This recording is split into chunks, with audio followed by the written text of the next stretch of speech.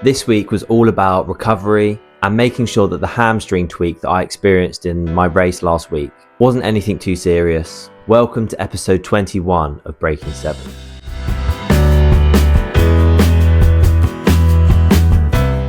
If you're new here, my name's Harvey. I'm a UK-based sprinter and I'm aiming to break 7 seconds in the 60-metre sprint this indoor season in 2025. So far this season, I opened up with a 7.24 and a 7.25. I then ran a 7.22 season's best followed by a 7.20 season's best at the London Indoor Games last week. In my second race where I ran the 7.20, I felt a tweak in my hamstring at about 40 metres, and although I finished the race, I definitely didn't run all out for that last 20 metres because I was already at top speed. I don't think it made that much difference to the time, but I think I maybe would have crept into the 7.1s had I not tweaked it. This week I decided to take it a little bit easier and really focus on making sure that hamstring tweak doesn't turn into anything more serious. So I rested on Monday just to see what the situation was. Realised I wouldn't be quite ready to run on Tuesday, so I just did an upper body session in the gym, followed by some plyometrics and some medicine ball work at the track. I still did a warm up just to see how it was feeling, and it didn't feel too bad. Wednesday I rested, and then Thursday I did a core session in the gym, and then went to the track and tested out my hamstring by doing a number of reps, getting progressively faster, and I got to pretty much top speed, but I didn't bring my spikes because I knew that I'd want to wear them. Bit of self-preservation. Friday I did a lower body session in the gym where I went a little bit heavier on the squats and deadlifts, again testing the hamstring out. Saturday I rested and got a sports massage, and then Sunday I got down the track, got the spikes on, and did a little bit more testing on the hamstring. Let's get straight into the video.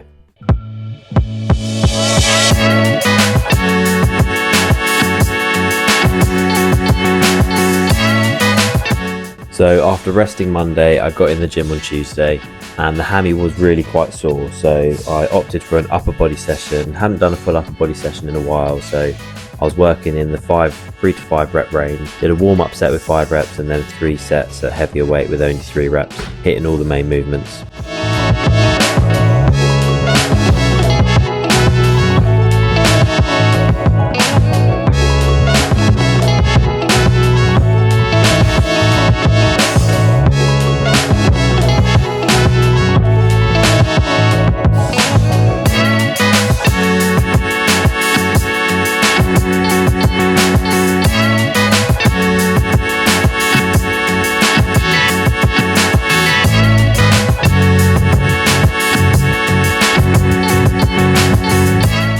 So back at the track on Tuesday evening, and after doing a full warm-up just to see where the hammy was at, it was still sore, and I decided after Monday and how I was feeling today I wasn't going to do any running on the hamstring, so I just did some plyometrics just to keep the ankles ready and also just have a bit of fun. Just got the mini hurdles out, got the wickets out and did some med ball stuff.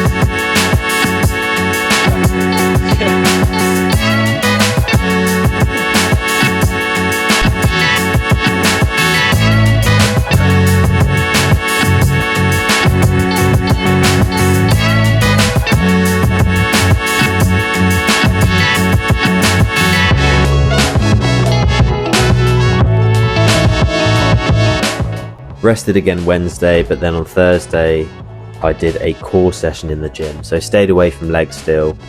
The hamstring was still a little bit sore, but it was feeling much better, so I decided I was going to test it by running on it tonight, but I didn't want to give it the double whammy and hit legs in the gym as well.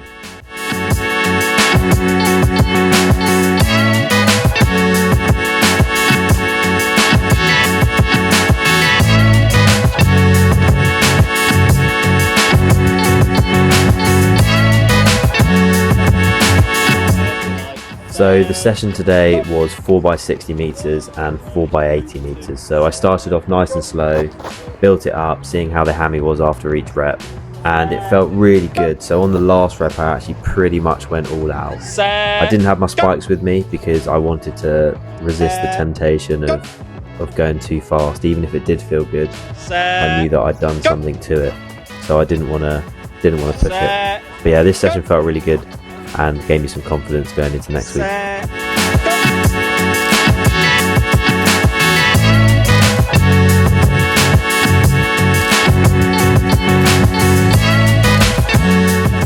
So having felt really good after the running session on Thursday, the day before, I got back in the gym Friday, and this time I did a leg workout. Nothing too powerful, nothing too quick, just doing some basic movements with heavy weight, low reps, looking at 3 to 5 rep range, and also did some specific hammy work just to make sure we were getting that healing in.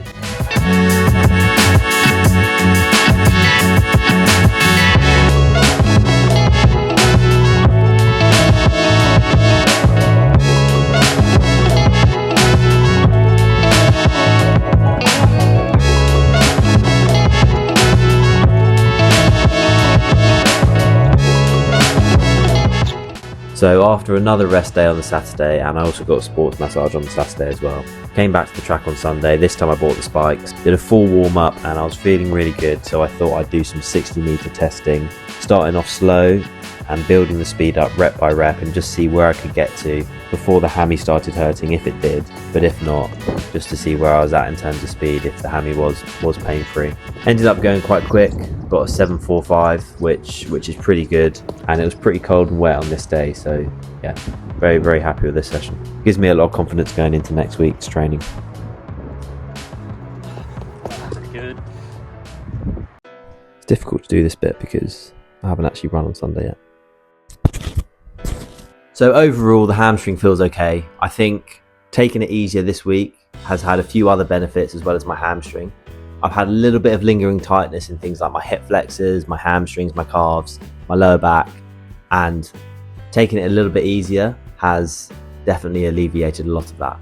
I sort of realised I haven't really had a deload week since before Australia, which now is almost 2 months ago, so I'm definitely due one.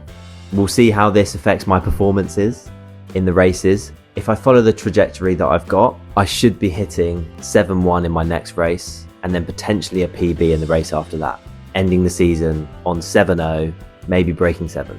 Now that's a massive extrapolation. Anyone that's sprinted before and run multiple seasons knows that it's not always a linear progression like that. So we'll have to see how the season pans out. But I'm feeling good. Hopefully my hamstring will be well enough to compete in the next race that I've got planned next week. But we're going to have to take it week by week and see how we go. If you enjoy these videos and you'd like to see more, then feel free to subscribe. I release these training videos every week, and I also post reviews of the things I use to sprint, and we also try and get non-sprinters to run the 100 meters to see how fast they can run. If you're interested in any of that content, then please subscribe. Don't forget to like the video if you enjoyed it, and if you have any questions or things that you'd like to see in upcoming videos, then drop a comment and I'll be sure to get back to you.